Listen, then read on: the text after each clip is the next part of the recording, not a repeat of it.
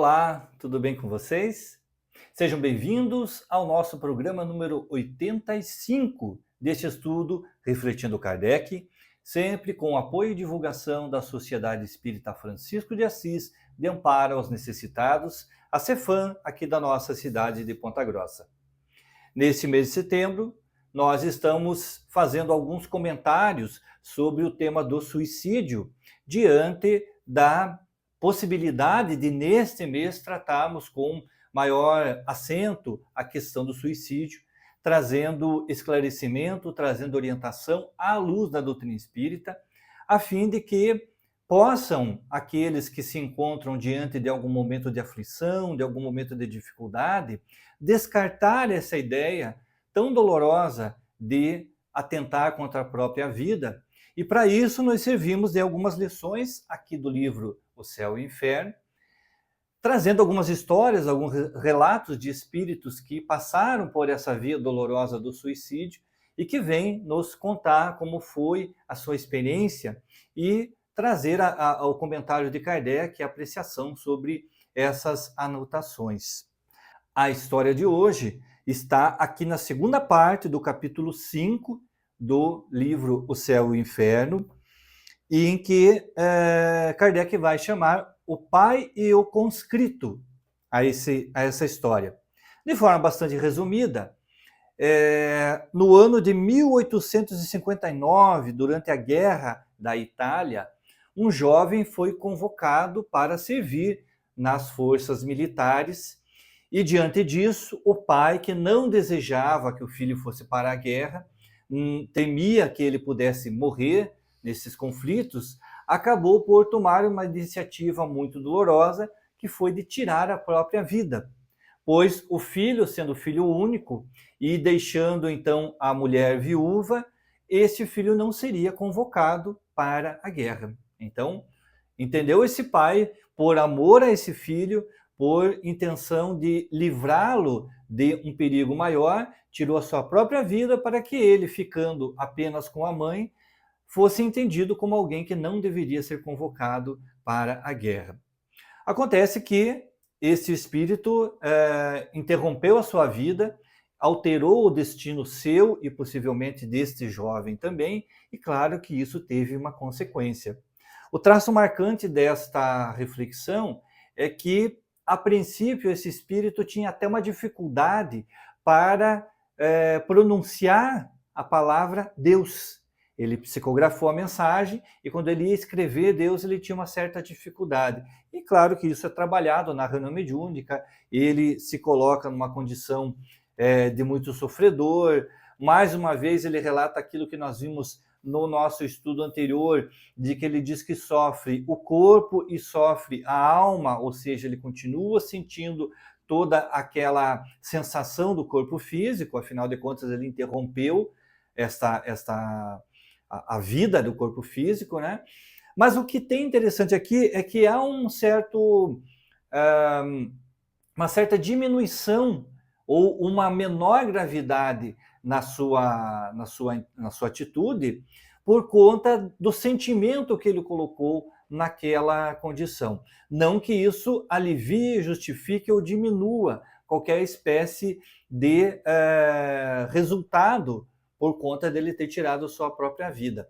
Mas o que é colocado aqui nessa mensagem é que, por conta dessa até ignorância que ele tinha nesse ponto, é aliviado a bênção, né, do perdão divino vem atender a sua condição, porque de alguma forma ele não atentou com a vida por uma forma voluntária ou por conta de um desgosto da vida, mas por uma intenção que, a princípio, para ele parecia nobre, que era evitar que o filho sofresse.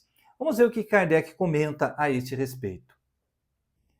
À primeira vista, como ato de abnegação, este suicídio poder-se-ia considerar desculpável. Efetivamente, assim é, mas não de modo absoluto. A esse homem faltou a confiança em Deus, como disse o Espírito São Luís. A sua ação talvez impediu a realização dos destinos do filho.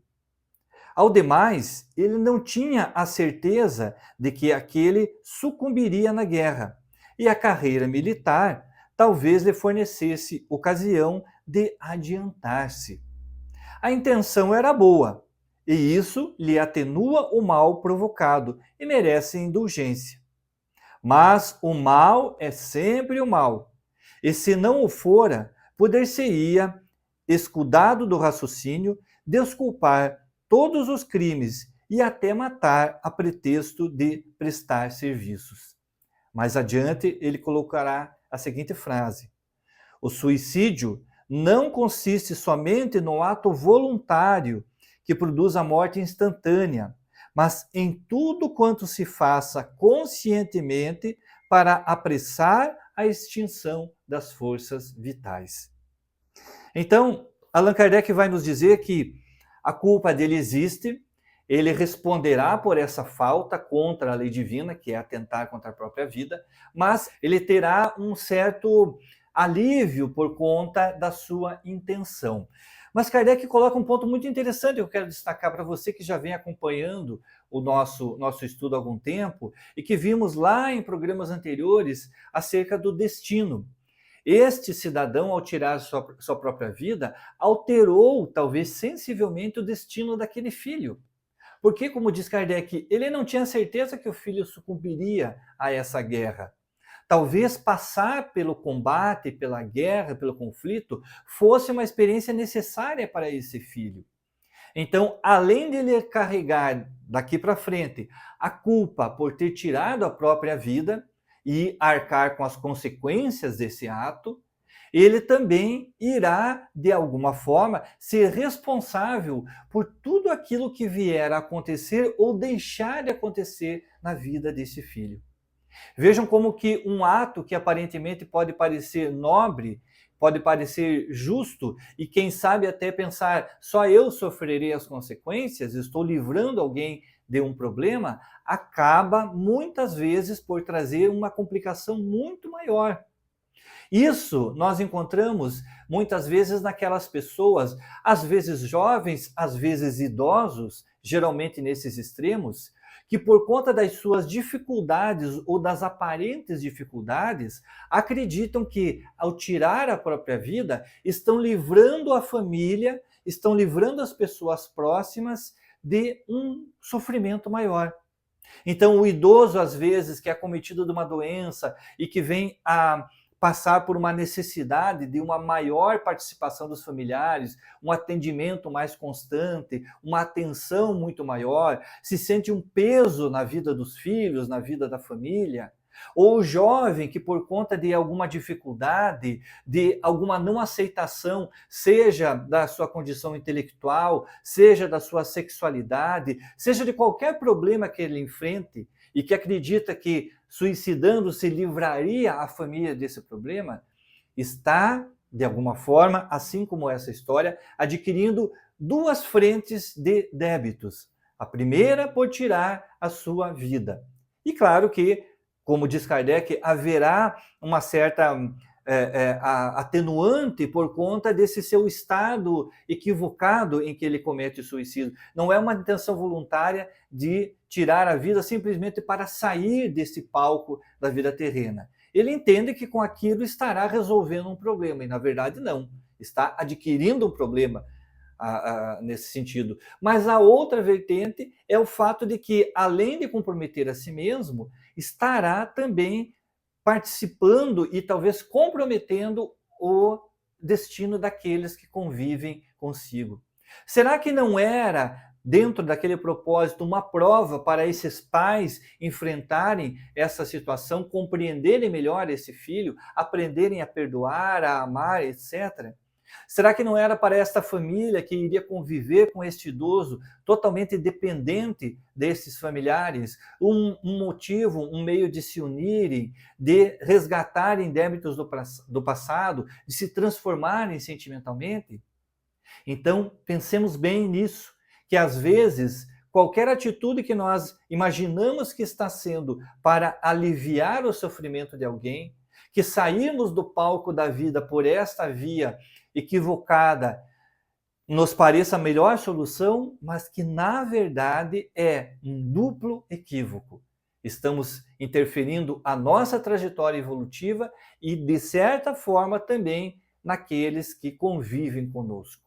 Toda a nossa ação, positiva ou negativa, acaba por interferir na vida do outro. E claro, não esquecendo a frase que eu li no final, que Kardec diz que suicídio nesse ponto não é apenas essa atitude voluntária de atentarmos contra o nosso corpo. Qualquer ação, qualquer propósito que nos leve a esta consequência pode ser considerado suicídio. Suicídio não consiste somente no ato voluntário que produz a morte instantânea, mas em tudo quanto se faça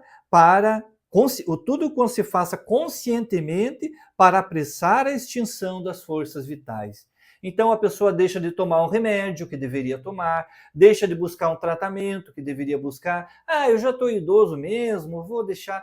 É uma forma de suicídio. O desprezo pela vida, ainda que seja um dia, ainda que seja um minuto, um segundo a mais na nossa existência, é uma forma de suicídio. Pensemos nisso. Nós que muitas vezes acabamos por renegar o cuidado do nosso corpo, por acharmos que o trabalho é mais importante do que o cuidado da saúde, tudo isso é uma forma de suicídio. Mas eu estava trabalhando, eu estava me dedicando por conta disso, por uma boa causa, etc. É uma forma de suicídio. Cuidemos do nosso corpo, cuidemos das nossas forças biológicas, porque nós precisamos desse corpo físico para continuar nossa jornada evolutiva. Ok? Uma questão interessante que às vezes nos vem à mente é qual a culpabilidade para aquele que comete o suicídio, mas que não tem crença nenhuma. Aquelas pessoas que acreditam que terminando essa vida física virá o nada, não acreditam em Deus, não acreditam neste porvir, neste futuro. Qual é a consequência?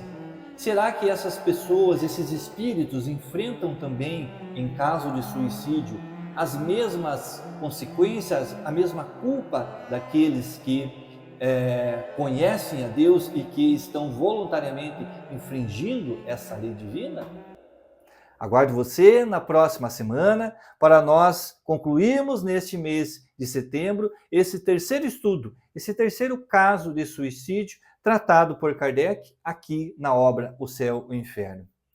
Que Jesus lhe permita uma boa semana de muita paz, que a luz do nosso Mestre esteja na sua casa, no seu coração, e nos encontramos aqui na próxima sexta-feira para continuarmos o nosso estudo Refletindo Kardec.